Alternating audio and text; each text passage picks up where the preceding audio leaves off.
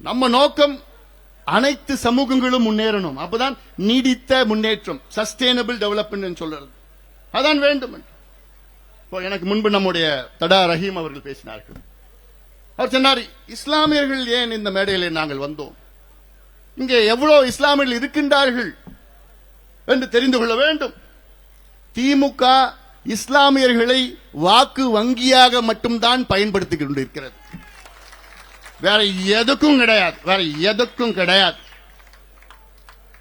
Muslims are vote bank for DMK, அவ்வளவுதான். தேர்தல் வந்ததுன்னா அப்புறம் தான் அங்க போய் போட்டுக்கிட்டு போய் சாப்பிடுவாங்க, இதெல்லாம் பண்ணிக்கிட்டு. இப்ப சொன்னாங்கல்ல, ஹஜ்ஜுக்கு ஒரு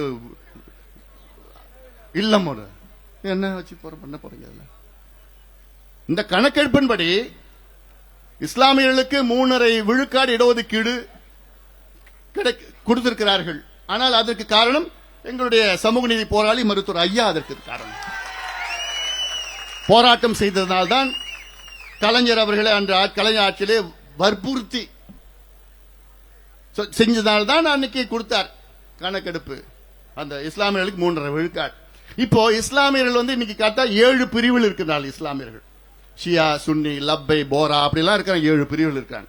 அந்த 7 பிரிவுகளில் 3.5% யாருக்கு கிடைக்குது, யாருக்கு கிடைக்கலன்னு எப்படி தெரியும்? அதனால்தான் கணக்கெடுப்பு வேண்டும். அதனால இஸ்லாமியர்களுக்கோ சரி, மற்ற எல்லா சமூகங்களுக்கும் இன்னைக்கு கணக்கெடுப்பு நடத்தப்பட வேண்டும். அப்படி நடத்தி, இப்போ நான் இன்னொன்னு சொல்றேன், இன்னொரு உதாரணம் நான் சொல்றேன்.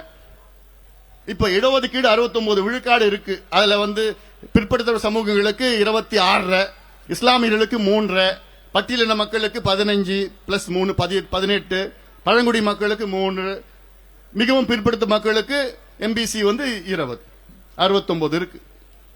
இப்ப எப்படின்னா, ஒரு அறையில ஒரு 100 மாம்பழத்தை வச்சுக்கிட்டு ஒரு 100 பேர் உள்ள போயிட்டு, ஏப்பா நீங்க மாம்பழத்தை பிரிச்சு எடுத்துங்கன்னு சொன்னா எல்லாமே ஒண்ணு எடுத்துப்பாங்களா? நிச்சயமா இல்ல. பலமா இருக்கிறவங்க, பலசாலிகள், வலிமையா இருக்கிறவங்க 5 மாம்பழம் 10 மாம்பழம் 15 மாம்பழம் எடுத்து அடிட்டு போடும். பலவீனமான இருக்கிறவங்க அப்படியே ஓரமா நின்றுட்டு இருப்பான், அவனுக்கு கிடைக்காது.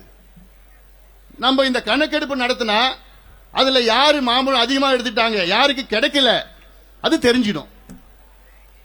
தெரிஞ்சு கிடைக்காதவங்களுக்கு கூடுதலாக மாம்பழம் கொடுக்கிறது. இதுதான் சமூக நீதி, இதுதான் நீதி, இயற்கை நீதி, சமூக நீதி. இதுதான். இது நான் பண்ண மாட்டேன், இத பண்ணவே மாட்டேன். எதுக்கு பயப்படுறீங்க? ஸ்டாலின் அவர்களுக்கு என்ன பயம்? ஏன் பயப்படுறீங்க? என்ன பயம் உங்களுக்கு?